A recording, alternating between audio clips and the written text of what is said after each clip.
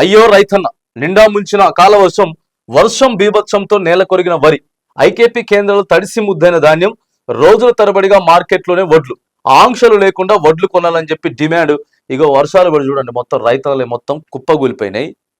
ఈడికెళ్ళి ఏదో ఒకటి తీసుకొని పోతే ఆయన ఏందే మొత్తం తడిచినాయి, కలర్ మారినాయి, గీ అని చెప్తాడు.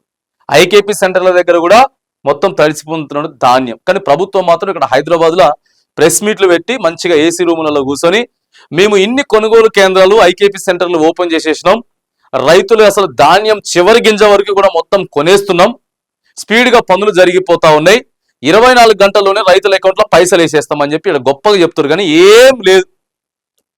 ఎందుకంటే రోజుకో ఊళ్ళో ధర్నా చేస్తున్నారు రైతులు, కొనాలే కొనాలే కొనాలే, కొనదానికి కట్టు మద్దతు ధర ఆయన, తడి ఉన్నాయి అంటాడు, పొడి ఉన్నాయి అంటాడు, దాంట్లో తేమ ఉందంటాడు, డస్ట్ ఉందంటాడు, 100 రకాలు చెప్తాడు ఇక కొని అధికారి.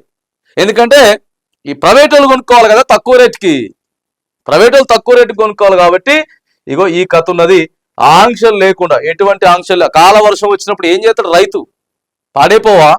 అవి మొత్తం దయచేసి మరి ప్రభుత్వమే కొనాలా, కొనే చర్యలు తీసుకోవాలి.